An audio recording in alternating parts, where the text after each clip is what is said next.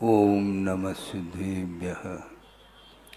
ओम नमः सिद्धेभ्यः। ओम नमः सिद्धेभ्यः। मंगलम भगवान वीरो मंगलम गौतमो गणे मंगलम कुंद कुंदाद्यो जैन धर्मोस्तु मंगलम सर्वमंगल मांगल्यम सर्वकल्याणकारकम प्रधानम सर्वधर्माणां जैनम जयतु शासनम। अहिंसा परमो धर्म की महावीर भगवान की प्रातः स्मरणीय परम पूजाचार्य गुरुवर श्री विद्यासागर जी मुनि महाराज की जय।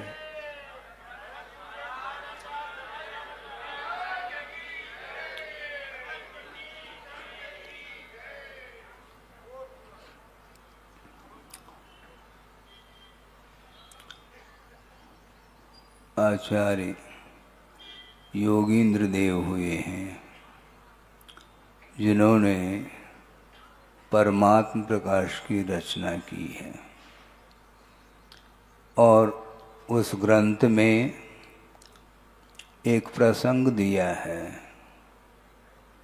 कि केवल ज्ञान की क्या विशेषता है, और उन्होंने एक उदाहरण के माध्यम से उसको स्पष्ट किया है। वह ये है, सब लोग जानते होंगे सबसे बड़ा यदि कोई द्रव्य है तो कौन सा है? आकाश द्रव्य है। आकाशस्यानंताः एक सूत्र आता है तत्वार्थ सूत्र के अंदर कि आकाश द्रव्य अनंत प्रदेशी है। सभी द्रव्यों में वह बड़ा द्रव्य माना जाता है जो कि समस्त द्रव्यों के लिए अवकाश देता है। किंतु उस अनंत प्रदेशी आकाश के बीच में तीन लोक खड़ा है जो कि अनादि अनिदन है। उसका कर्ता धर्ता कोई नहीं है, न उसको विनाश नष्ट करने वाला भी कोई नहीं है, और उसकी रक्षा भी किसी व्यक्ति विशेष के द्वारा संभव नहीं है। वह अनादि अनिदन तीन लोक जो कि 343 घनराजु प्रमाण वह अनंत आकाश के बीच में खड़ा है। किंतु योगींद्र देव ये कहना चाह रहे हैं कि अनंत प्रदेशी आकाश के बीच में वह तीन लोक खड़ा है। वह किस प्रकार प्रतिभाषित होता है, प्रतीति में आता है, इसको उन्होंने ये दर्शाया है कि आप लोग आसमान में देखते हैं रात में, और आसमान के किसी एक कोने में तारा टिमटिमा हो देखने में आता है। तो आकाश अर्थात आसमान कितना बड़ा है और उसके एक कोने में तारा दिखाई दे रहा है। इसी प्रकार आकाश के बीच में वह तारे की भांति 343 राजु प्रमाण वह तीन लोक दिखाई देता है। और केवल ज्ञान रूपी आकाश में ये आकाश किस प्रकार प्रतिभाषित होता है, तो तारे की भांति प्रतिभाषित हो रहा है। आप सोचो विचार को, यहाँ तक उनका कहना है। हालांकि आकाश द्रव्य तो एक ही है, किंतु एक परिकल्पना कर लें कि इस प्रकार के अनंत प्रदेशी आकाश अनंत भी आ जाए तो भी केवल ज्ञान रूपी आकाश में सब समाहित हो जाएंगे। अर्थ ये हुआ केवल ज्ञान एक ऐसा ज्ञान है जिस ज्ञान के माध्यम से कोई भी पदार्थ हमारे लिए अर्थात सर्वज्ञ भगवान के लिए अज्ञेय के रूप में नहीं रहेंगे। सभी पदार्थों का ज्ञान उन्हें होता है। होने के उपरांत भी उनके अंदर कोई वेव्स नहीं उठता, कोई तरंग नहीं उत्पन्न होती है कि इसको हम ग्रहण कर लें। पूरा स्वर्गीय दृश्य भी उनके ज्ञान में आ रहा है, नार की दृष्टि भी आ रहा है। चतुर्गति के जो भी जीव हैं वो सारे सारे कौन कहाँ पर किस कर्म का फल भोग रहे हैं, वो सारा सारा विषय उनके दृष्टिगत हो रहा है। इसके उपरांत भी उनका ज्ञान किसी भी पदार्थ से, किसी भी वस्तु से प्रभावित नहीं है। सम्यक ज्ञान अलग वस्तु है और वस्तु से प्रभावित नहीं होने रूप जो ज्ञान की परिणति है वह अपना अलग अस्तित्व रखता है। सम्यक दर्शन के अभाव में ज्ञान असमीचीन रहता है, सम्यक नहीं माना जाता, और सम्यक दर्शन के माध्यम से ही ज्ञान में समीचीनता आती है, वह सम्यक ज्ञान की कोटि में आता है। किंतु सम्यक ज्ञान की कोटि में आना अलग वस्तु और किसी भी पदार्थ से वह ज्ञान प्रभावित नहीं होता, ये अलग वस्तु है। आप पदार्थ को जानते हैं, आप सभी सम्यक दृष्टि में तो घोषित करता हूँ, इसमें क्या दिक्कत है अपन को, क्योंकि चरणानुयोग की पद्धति से सभी सम्यक दृष्टि है। कर्णानुयोग की विवक्षा में सम्यक दर्शन के प्रतिपक्षी प्रकृतियों का क्षय क्षोभम हुआ या नहीं हुआ यह बुद्धि का विषय नहीं बन सकता, किंतु चरणानुयोग की पद्धति से सच्चे देवगुरु शास्त्र की आराधना करने के लिए आप उपस्थित हैं, इसलिए निश्चित रूप से आप सम्यक दृष्टि हैं। और सम्यक दृष्टि है तो सम्यक ज्ञान तो स्वाभाविक रूप से उत्पन्न होता है। और सम्यक दर्शन सम्यक ज्ञान जो उत्पन्न हो रहे हैं इसमें काल भेद भी नहीं है। पहला सम्यक दर्शन उत्पन्न होता फिर ज्ञान में समीचीनता आती है, ऐसा नहीं है, दोनों एक साथ उत्पन्न होते हैं। लेकिन ज्ञान में समीचीनता आते हुए भी पर पदार्थ से वह प्रभावित हो रहा है। ये किसका प्रभाव है? यह असंयम का प्रभाव है, इसको ध्यान में रखना है। इस विषय को और समय मिल जाए तो वहाँ पर, कहाँ पर, यह भी पंडाल है लेकिन उस पंडाल में जहाँ पर पंच कल्याणक होने जा रहा है वहाँ पर विषय हम रखेंगे। समय जितना मिलेगा उसको देखते हुए वहाँ पर रखने का प्रयास करेंगे। अर्थ ये है कि आपके पास सम्यक ज्ञान है किंतु पर पदार्थ से आपका ज्ञान प्रभावित हो रहा है, आकर्षित हो रहा है, और पर पदार्थ से जो प्रभावित होने रूप जो ज्ञान की परिणति है वह रागान्वित ज्ञान माना जाता है, इसको भूलना नहीं चाहिए। सम्यक दर्शन अलग है किंतु सम्यक ज्ञान होते हुए भी पर पदार्थ से आकर्षण आपका समाप्त नहीं हुआ। आप पदार्थ को जानते हैं, बोलना, क्योंकि आप सम्यक ज्ञानी हो गए। पदार्थ को जानते कि नहीं?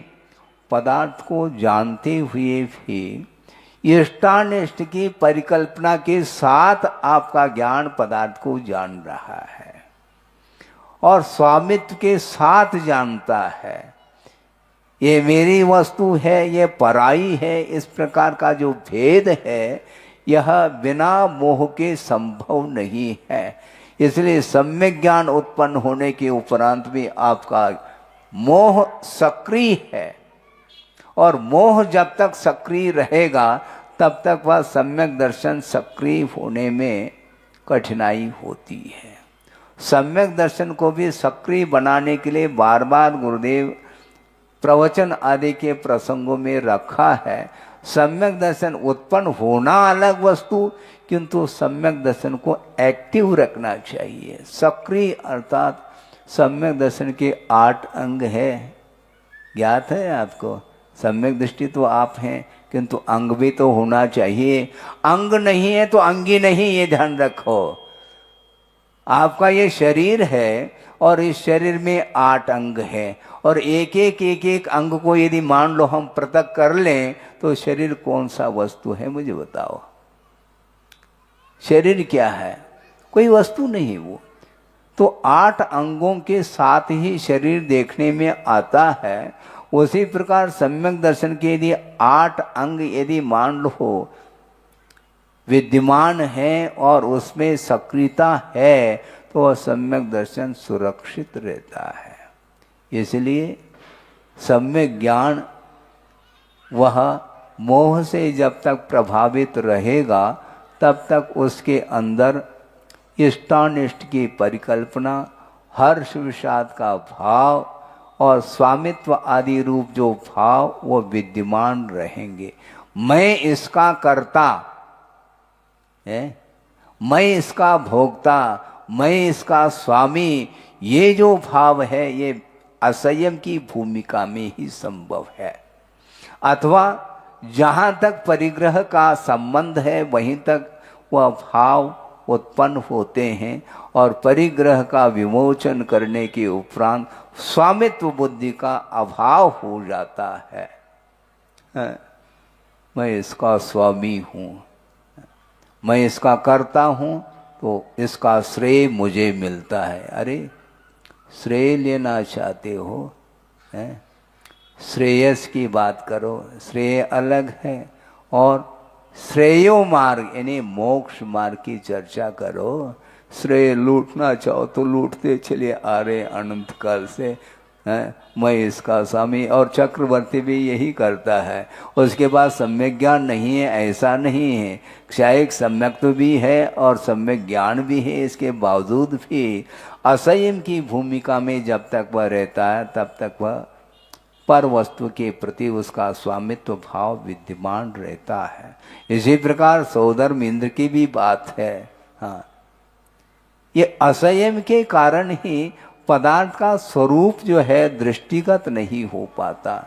श्रद्धान का विषय अलग वस्तु, जैसा कल परसों हमने बात कही थी, किंतु श्रद्धान के साथ पदार्थ को जानते हुए भी इष्टानिष्ट हर्ष विषाद से ऊपर उठ करके पदार्थ को जानने का जो प्रयास करता है वह उस पदार्थ से कभी भी प्रभावित नहीं हो सकता, क्योंकि उसके प्रति उसका कोई स्वामित्व है ही नहीं। महाराज, हम पूछना चाहते हैं, आपके पास संयम उपकरण है और कोई उठा करके ले जाए तो आपको कैसा लगता है? कुछ नहीं लगता मुझे, मैं यथावत बैठा रहूंगा, प्रवृत्ति नहीं करूंगा, ये ध्यान रखो, क्योंकि संयम उपकरण का अभाव है। लेकिन कोई ले जाना चाहता है तो उसके लिए कहाँ जा सकता है? भैया तुम्हारे लिए यह उपयोगी है क्या नहीं है, पहले देख लो। यदि उपयोगी नहीं है तो आपको नहीं ले जाना चाहिए। नहीं, मैं ही ले जाऊंगा, हाँ ठीक है, एज यू लाइक, आपकी मर्जी है। क्योंकि मेरे पास तो जो पीछे मिली है वो गुरुदेव के द्वारा मिली है, हाँ, और गुरुदेव के हाथ में जो पीछे आई है आप लोगों ने दी है देने के लिए, हैं, दिया क्या नहीं? उसी प्रकार पीछे की क्या कमी है?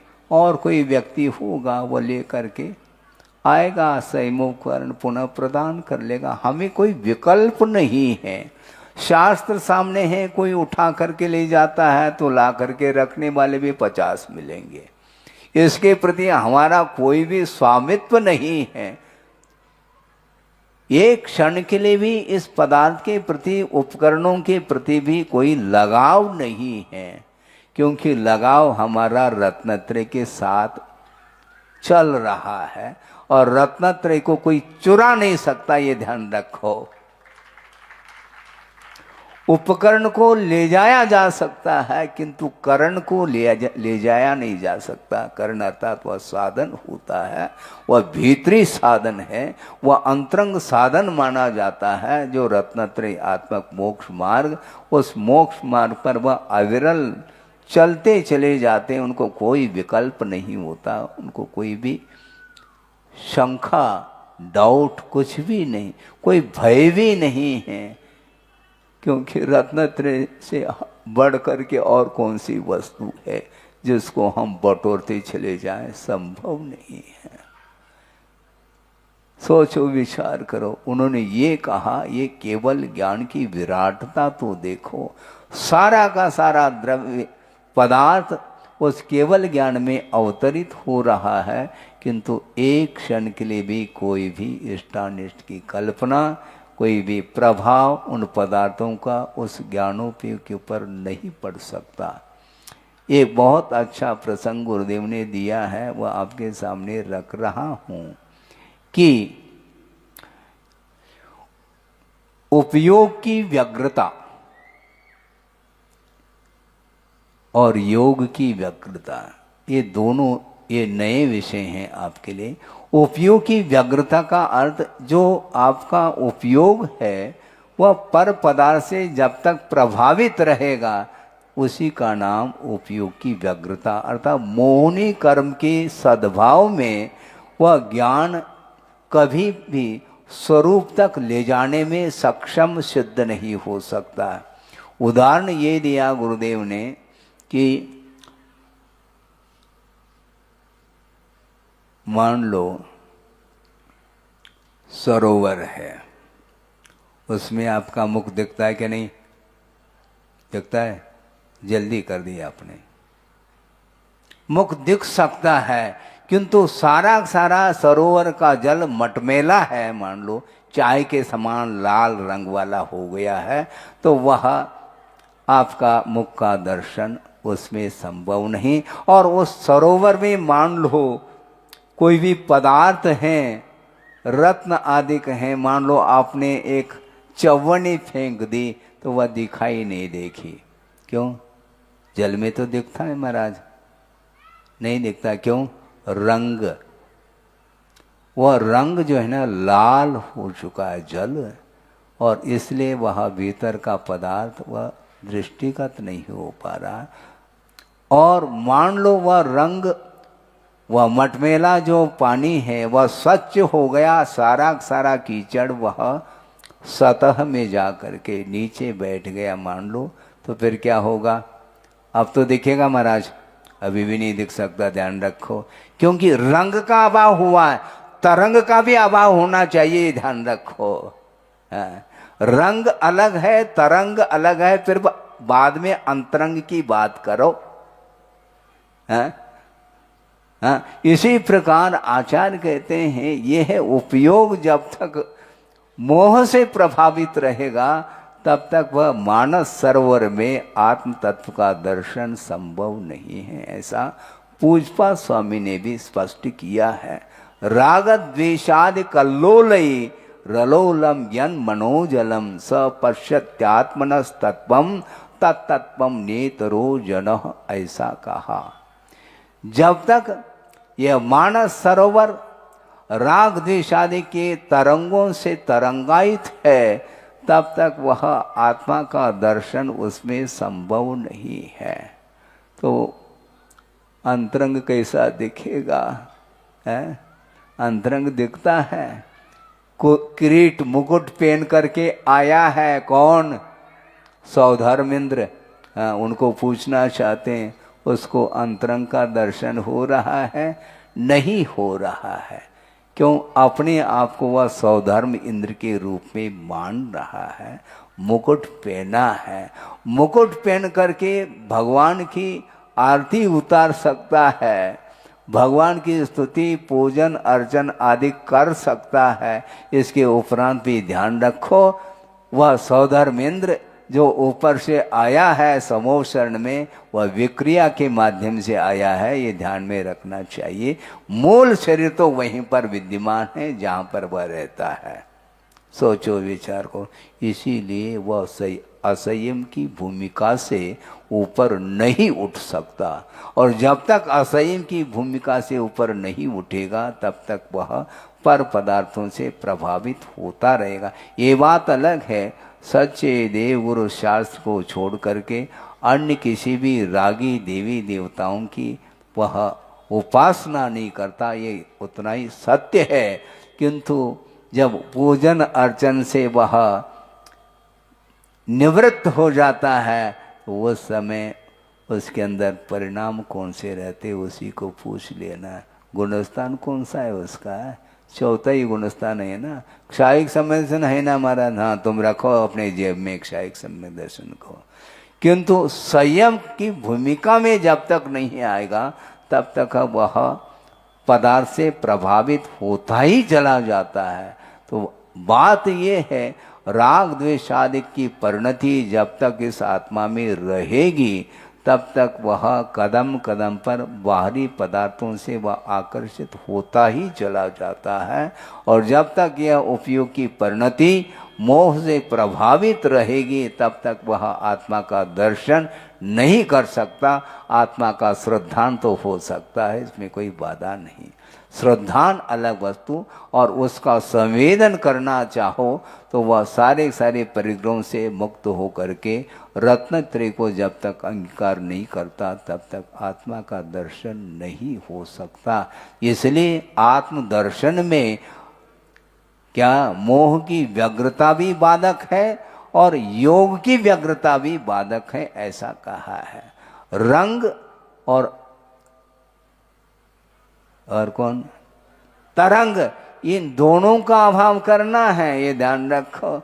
उसके बिना आपका मुख उस सरोवर में दिख नहीं सकता, और सरोवर में जो पदार्थ है उसका भी आप अवलोकन नहीं कर पाएंगे। इसलिए हमें बहुत पुरुषार्थ करने की आवश्यकता है। किस प्रकार भगवान पुरुषार्थ करते हैं, किस प्रकार मोक्ष पथ पर आरूढ़ होते हैं, किस प्रकार उन्हें वैराग्य उत्पन्न होता है, किस प्रकार संसार असारता के रूप में प्रतिभाषित उन्हें होता है, ये सारा का सारा दृश्य आपको एक दिन के बाद धीरे धीरे वह ओपन होने जा रहा है। सोचो, विचार करो, ये बहुत कठिन काम है, क्योंकि जिस कार्य को अभी तक हम संपादित नहीं कर पाए हैं उस कार्य को संपादित करना खेल है क्या? भव लग जाएंगे, पता नहीं कितने भव लगने हैं। फिर कब तक करना महाराज, पूछो नहीं कब तक। हाँ, जब तक भूख नहीं मिटेगी तब तक भोजन करते रहो, इसमें क्या दिक्कत है। उसी प्रकार जब तक साधु की उपलब्धि नहीं होगी तब तक निरंतर हमें निरपेक्ष भावना के साथ, निस्वार्थ भाव के साथ ही आराधना प्रभु की करनी है और गुरु की आराधना भी करनी है। सोचो, विचार करो। संसारी प्राणी वह दुखी है, पीड़ा का अनुभव कर रहा है, उसकी पिटाई हो रही है, किसके द्वारा? कर्मों की द्वारा। लेकिन ये ध्यान रखो, अग्नि की पिटाई होती है? होती है। कब होती है? अग्नि की पिटाई नहीं हो सकती। यदि होती है तो वह अग्नि यदि लोह तत्व में, लोह पिंड में यदि प्रविष्ट हो जाती है तो घन के प्रहार के माध्यम से अग्नि की पिटाई होती है। समझ में आ रहा है कि नहीं? उदाहरण अच्छा उदाहरण है महाराज, सटीक। हाँ, बिल्कुल ठीक है।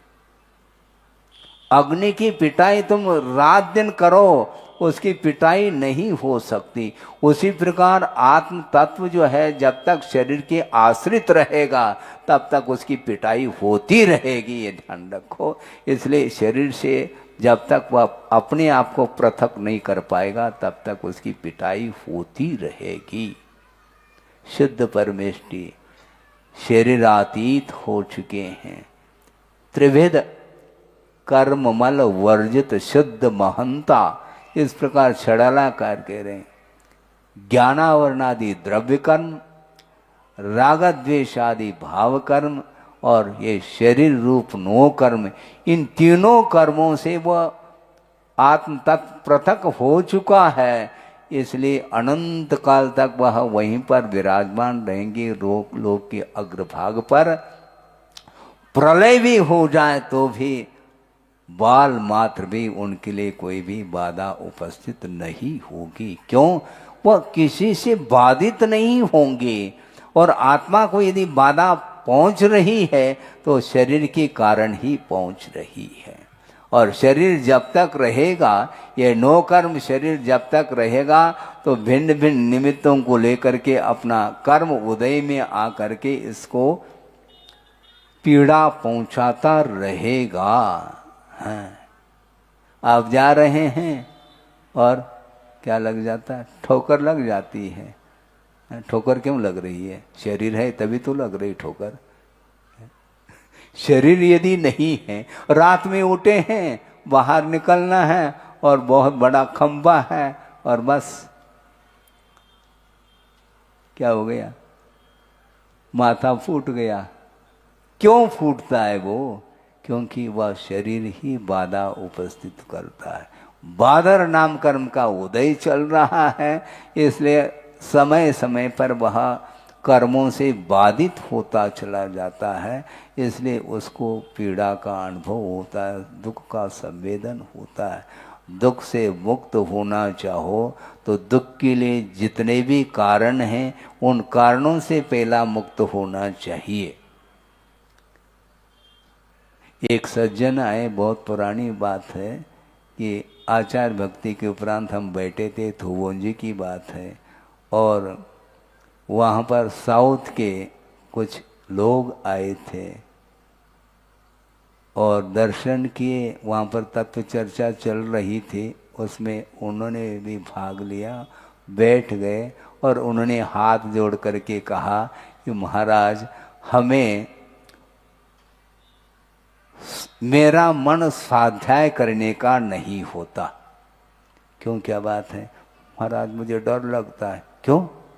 वहाँ पर नरक गति का भी वर्णन है, तिरंछ गति का भी वर्णन है, निगोद का भी वर्णन है। उसको देख करके हमें डर लगता है, इसलिए हमने स्वाध्याय करना ही बंद कर दिया।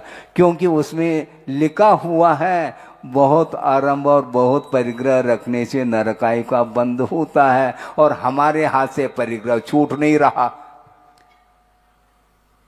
तो उनको ये कहा कि भैया तुम नरक से मत डरो, नरक कौन भेज रहा है तुम्हें? कोई भेजता है क्या? नहीं। उस प्रकार का कृत्य मत करो तुम, जो पाप करना छोड़ता नहीं किंतु पाप के फल से डरता है, ये बड़ी विडंबना है। कारण से डरो ना, कार्य से क्यों डरते हो? हम ये पूछना चाहते हैं।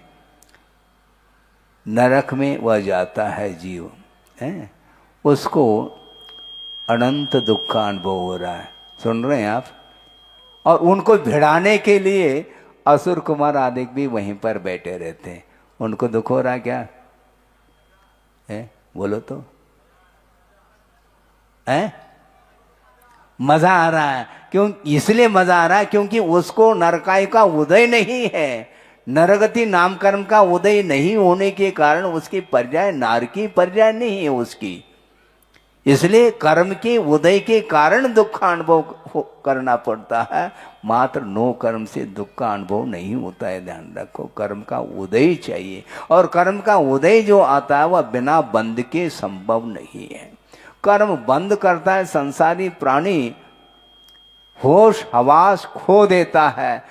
मेरे द्वारा क्या कर्तव्य है, क्या अकर्तव्य है, क्या करने योग्य, क्या नहीं करने योग्य, क्या उचित, क्या अनुचित, इसका कोई भी उसको भान नहीं है, और वह करता चला जाता है। और उसके माध्यम से जो कर्म का बंध होता है, उसके बाद जब उदय आता है तो फिर वह भगवान के सामने हाथ जोड़ता है। हाथ जोड़ने से क्या होता है मुझे बताओ? हाथ जोड़ने से कुछ नहीं होता, पहला किया क्यों तुमने? हाँ, पहले नहीं करने योग्य कार्य किया है। गुरु ने बहुत करुणा के साथ समझाने का प्रयास किया, इसके उपरांत भी हम बाद में देख लेंगे महाराज। हाँ ठीक है, बाद में तो वही देखना है जो देखने में आएगा है? इसलिए कर्म के उदय से डरो नहीं, बंद से डरो, ये कहा है? हम उदय से डरते हैं, जेल से डरता है हर व्यक्ति। जेल कौन भेज रहा है तुम्हें? चोरी करना छोड़ दो, चोरी करना तो जारी है, और वह जेल से वह मुक्त होना चाहता है, ऐसा है ही नहीं। इसलिए कारण से डरो, कार्य अपने आप ही नहीं हो सकता। तो अर्थ ये है कि हमारा जो मानस है, हमारा जो उपयोग है, वह एक क्षण के लिए भी शांत नहीं रहता, अपने आप में नहीं रहता, हमेशा वह बाहर ही रहता है। किसी ने किसी को पूछा आपके पिताजी हैं क्या? नहीं, वो बाहर गए हैं। तो हमने कहा तुम भीतर कब रहते हो? तुम हमेशा बाहर ही जाते। हमेशा बाहर ही यात्रा करते रहते हैं, तो भीतर कब आते तुम? घर से बाहर गए इसका अर्थ घर में आते ही इसका अर्थ अपने आप में आ जाते हैं क्या? निज घर में जो आता है वही वस्तुतः भीतर है, बाकी सब बाहर ही घूमते रहते हैं। बहुत कठिन काम है। एक बहुत छोटी सी पुस्तिका हमने पढ़ी थी, कब? दीक्षा की पूर्व की बात कर रहा हूँ। और पतली सी वह पुस्तिका है और उसके कवर पृष्ठ पर एक चित्र है, समोशरण की रचना है।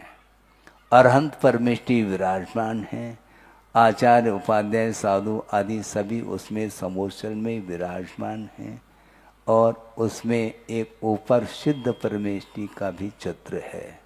और उस पुस्तिका का नाम रखा था मोक्ष नगरी है।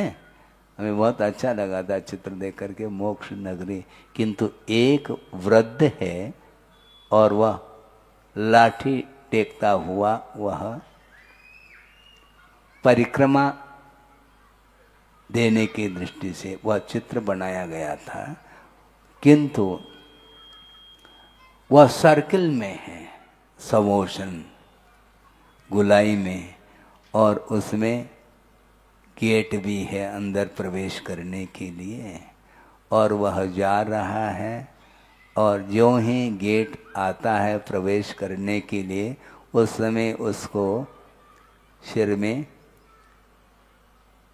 खुजली होती है, और खुजली मिटाने के लिए वह ऊपर हाथ जाता है, क्योंकि वह अंधा था और फिर बाद में प्रवेश नहीं कर पाया, आगे बढ़ गया। इस प्रकार उसकी स्थिति है। ये किसकी स्थिति है? अभव्य की स्थिति। ये ध्यान रखो, अभव्य समोचन में प्रवेश नहीं करता। इस प्रकार चर्चा का विषय भी आता है।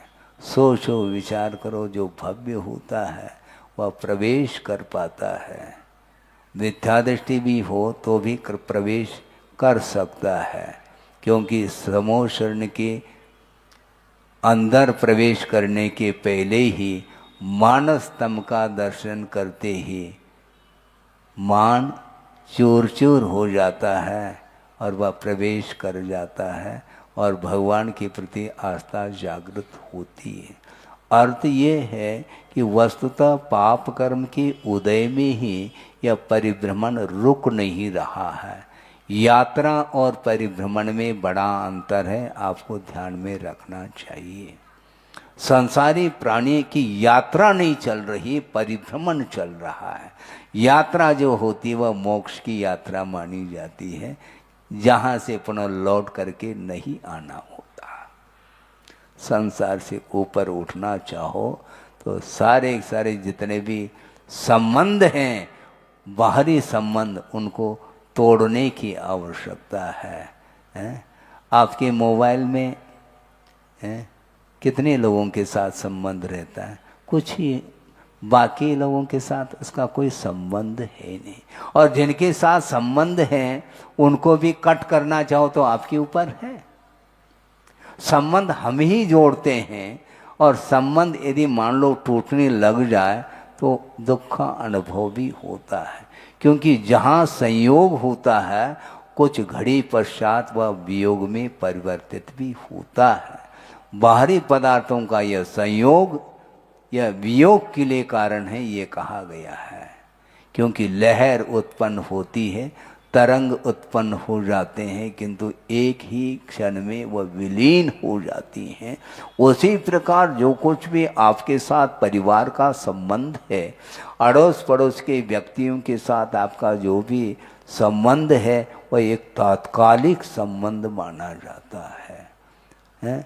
8-10 व्यक्ति मिलकर के कहाँ जा रहे हैं? कहीं बाहर जाना है, प्लेटफार्म पर जाकर के बैठ गए हैं। आपको दिल्ली जाना है, किसी को बॉम्बे जाना है, किसी को कलकत्ता जाना है। जाते समय यहाँ से तो मिल करके पहुँच गए हैं, क्योंकि मित्रता थी इसलिए, और अपने अपने गाड़ी में बैठ करके निकल गए। तो संयोग जो हुआ था 5-10 मिनट का, वह तात्कालिक संयोग था। फिर बाद में कोई साथ आने वाला नहीं है। इसलिए अनादिकाल से ये जो संयोग संबंध जुड़ा हुआ है वह संसार के लिए कारण है। इसलिए संसार से मुक्त होना चाहते हैं तो हमें संयोग से ऊपर उठना है।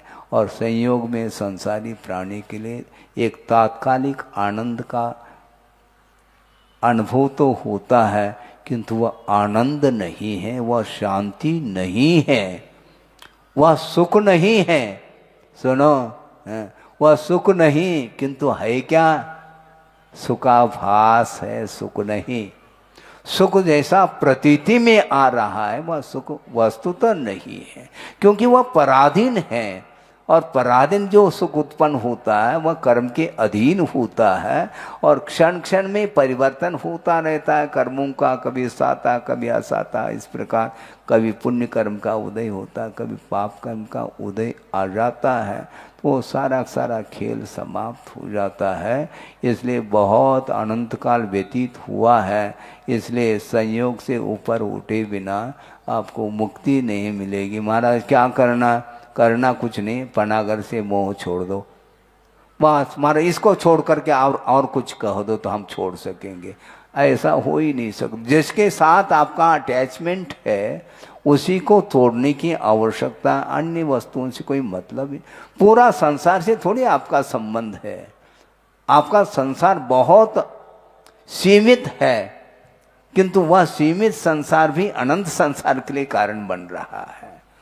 सभी व्यक्तियों के साथ आपका कोई भी संबंध नहीं है, सूतक लगता है शोर, लेकिन सूतक कब लगता है? पूरे भारतवर्ष में प्रतिदिन अवसान को प्राप्त हो रहे हैं, आपको कोई सूतक है क्या? प्रतिदिन किसी न किसी का जन्म हो रहा है तो आपको शोर हो रहा है क्या? नहीं। क्यों? संबंध जहां पर है वहीं पर शोर सूतक होता है। तो संबंध को तोड़ने का पुरुषार्थ हमें करना है। भगवान किस प्रकार पुरुषार्थ करते हैं उसको देखना है, उसका अनुकरण करना चाहो तो आप कर लो। हम तो अनुकरण कर ही रहे हैं। पंच कल्याणक में हम रहें अथवा न रहें, पंच कल्याणक तो 5 दिन के लिए, उसके उपरांत भी वह दृश्य हमेशा हमारे उपयोग में वह बना रहेगा।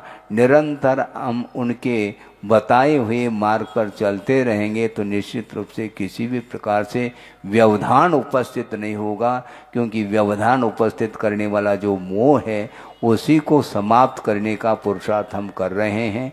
इसी प्रकार सब लोग भी करते रहें तो जल्दी से जल्दी मोहातीत हो करके केवल ज्ञान का वह अनुभव हम कर सकें।